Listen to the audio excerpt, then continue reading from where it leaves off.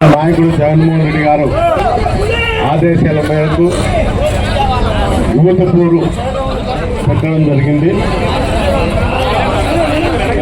యువత పోరు పెట్టి ఇక్కడంతా యువకులంతా వచ్చి ఈ సభను విజయవంతంలో నడపడం జరుగుతుంది.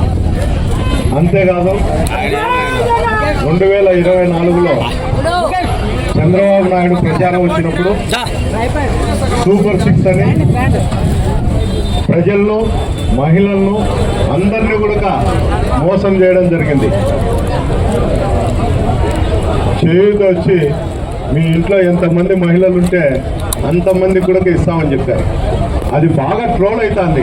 రామానాయుడు గారు ఇప్పుడు మంత్రి పదవి తీసుకొని అతను ఫ్యామిలీ బాగా హ్యాపీగా ఎంజాయ్ చేస్తున్నారు. కానీ ఏ మహిళకు కూడా ఇంటింటికి 15,000 ఇలా ఒకరికి ఇస్తేనే మేలు, ఆయన ఒకరికి కూడా ఇచ్చే పరిస్థితి లేదు. ప్రతి ఇంట్లో కూడా నీకు 15,000 నీకు 15,000 నీకు 15,000 అని చెప్పి రామానాయుడు గారు చెప్పారు. ఆయన కూడా నీతులు చెప్పి ఈరోజు మగం చాటేస్తున్నారు వాళ్ళ కాన్స్టిట్యున్సీలలో. ఈ విధంగా తెలుగుదేశం నాయకులందరూ కూడా ఆ రోజు చంద్రబాబు నాయుడు చెప్పిన హామీ నిలబెట్టుకోవాలి. నిలబెట్టుకోకుండా కొనిచ్చి తెలుగుదేశం ఎమ్మెల్యేలంతా కూడా ప్రజల మీద పడి ప్రజలతో నానా ఇబ్బందులు గురి చేస్తూ ఇబ్బందులు పెడతారు. అయ్యా, ఈరోజు యువత పోరు ఉంది, యువకులకు ఉద్యోగాలు ఇవ్వండి, నిరుద్యోగ వృత్తి ఇవ్వండి, ప్రతి నెల 3,000 రూపాయలు మీరు ఇస్తామని చెప్పారు. స్కీములన్నీ చెప్పినారు. ఈరోజు ఏ విషయాలు కూడా లేదు. ఎలిమెంటరీ స్కూల్ అమ్మఒడి చెప్పి ఇచ్చినారు, కానీ అది పూర్తిగా కూడా ఇవ్వడం లేదు. స్కూళ్ళల్లో ఇంగ్లీష్ మీడియం కూడా లేదు. అంటే జగన్మోహన్ రెడ్డి గారు ప్రవేశపెట్టిన ఏ కార్యక్రమం అయినా కానీ అమలు పరచకూడదు, దాంట్లో ఏదో ఒకటి పొరుగు పెట్టి చేయాలనే ఒక ఆలోచన తప్ప చంద్రబాబుకు వేరే ఆలోచన లేదు. ఈరోజు పరిస్థితి అయ్యా అందరికీ యువకులకు ఉద్యోగాలు ఇవ్వండి, నిరుద్యోగ వృత్తి ఇవ్వండి అని చెప్తే ఆయన లోకేష్ బాబు చూస్తే అదేందో బుక్ పెట్టుకున్నాడు, రెడ్ బుక్ అని. మీరంతా ఈ రెడ్ బుక్లు అంటారు అధికారుల కాడ నుంచి. అందరూ కూడా యువకులంతా మేము మిమ్మల్ని శిక్షించుతాం తప్ప మీకు ఉద్యోగాలు ఇచ్చే పరిస్థితి మా ప్రభుత్వం ఇయ్యదు. మీరు అందరూ కూడా బంగాకో ఏదో ఒకటి తాగి మద్యం తాగి బజార్లలో పడి ఎవరినోళ్ళు కొట్టండి అని చెప్పి చెప్పడం జరుగుతుంది. అంటే ఈ రాష్ట్రంలో అభివృద్ధి బాటలో నడిపిండే అని చెప్తే బంగాకు స్మగ్లింగ్లు బంగాకు పెట్టింది. నాకు తెలిసి ఈ జిల్లాలో అయితే అందరూ మనం అప్పుడు ఇంటాన్నాం, ఏదో విశాఖపట్నమో విజయవాడ అక్కడ జరుగుతుందని.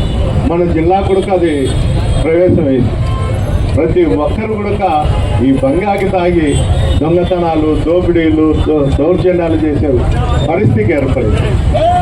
ఇవన్నీ నేను ఎందుకు చెప్తాను అంటే ప్రాక్టికల్గా నేను అనుభవిస్తాను కాబట్టి మిగతాది కూడా ఇక్కడ చూస్తాను కూడా.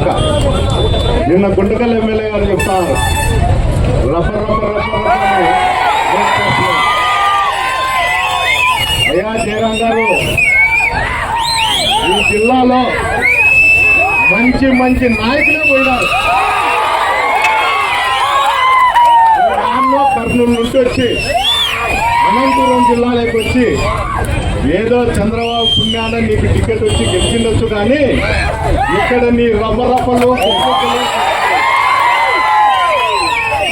ఇక్కడ ఒక వైఎస్ఆర్ కార్యకర్త ప్రతి ఒక్కరు కూడా ఒక సైనికుడే జగనన్న స్ఫూర్తితోనే మేము పోరాడతాం. అన్ని విధాలా కూడా అందరికీ తోడుగా ఉంటాం.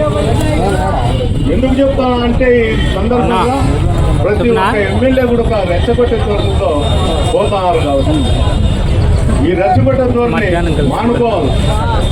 అయ్యా మా లీడర్ చంద్రబాబు నాయుడు చెప్పినారు ఎలక్షన్ల ముందు దానికోసం మేము కృషి చేస్తామని అయ్యా దౌర్జన్యాలు చేసి అందరినీ. నాకు తెలిసి 2-3 నెలల కిందట ప్రసోళ్ళను కూడా చెప్పినాడు రైలు పట్టాల కింద పండబెడతామని. ఈ ప్రసోళ్ళు కూడా దానిపైన ఏందో మేము ధర్నా చేస్తాం అది చేస్తాం అనేది, కానీ ఏమి చేయలేదు. పాపం ఎత్తపోయాడు రైలు పట్టాల కింద పండబెడితే మా భార్య పిల్లలు మేమెట్లా బతకాలనే ఆలోచన తప్ప అతని మీద తిరుగుబడి అతని అక్కడ జరుగుతున్న అరాచకాల పైన దోపిడీల పైన ఏ ఒక్కరు కూడా స్పందించే పరిస్థితి లేదు. ఏమంటే ఒక భయం. ఈరోజు చాలా మంది ప్రజలను సంక్షేమ పథకంలో నడిపిండి అని చెప్తే మాకు సంక్షేమం కావట్లేదు, ఏం కావట్లేదు, మేము దౌర్జన్యాలు దోపిడీలతోనే బతుకుతాము, మా ప్రభుత్వం ఉండేదే అందుకోసము, మా నాయకుడు కూడా అదే బాటలో నచ్చమని చెప్తున్నాడనే సందేశము ప్రజల్లోకి పెట్టారు. ప్రజలు మీరే ఆలోచన చేయాల. ఆ రోజు చంద్రబాబు నాయుడు గారు మీటింగ్లు చెప్పి ఏ హామీలు ఇచ్చినారో ఆ హామీల కోసం మనం పోరాడాలా. పోరాడితే తప్ప మనకు హామీలు కూడా రావు, ఏమీ రావు. ఆయన హామీలు చెప్పిండేవి ఈ విధంగానే మనం బాధపడుతూ ఉండాల్సిన పరిస్థితి ఏర్పడుతుంది. ఇవన్నీ ఈరోజు మన నాయకుడు జగన్మోహన్ రెడ్డి గారు ప్రజల్లోకి వచ్చి ఇవన్నీ చేస్తున్నారు. ఇక్కడ ఉన్నటువంటి యువకులు కానీ ఇక్కడ ఉండే రాజకీయ నాయకులు కానీ దీనిపైన ప్రతి ఒక్కరూ స్పందించి పోరాటం చేస్తే పోయేది ఏం లేదు. మన మీద పెడితే 4 కేసులు తప్ప వేరేది ఏం లేదు. కొడితే ఏడన్నా కొంత యాక్టివ్ ఉండే కార్యకర్తలు 4 గంటలు కొడతారు. మనం స్టేషన్ పోయి కేసు పెడితే మళ్ళీ తిరిగి కౌంటర్ కేసు పెడతారు. దీనివల్ల తెగేది ఏం లేదు. కానీ ప్రతి ఒక్క యువకుడు ప్రతి ఒక్క కార్యకర్తకు నష్టం వచ్చినా ఏదన్నా వచ్చినా కూడా రోడ్డు మీదకి వచ్చి మనం ధర్నాలు చేసి స్ట్రైకులు చేస్తే మనకు జోలికి ఎవరన్నా రావాలన్న కూడా ఆలోచనలు ముందు ఐకమత్యంతో పనిచేస్తాం.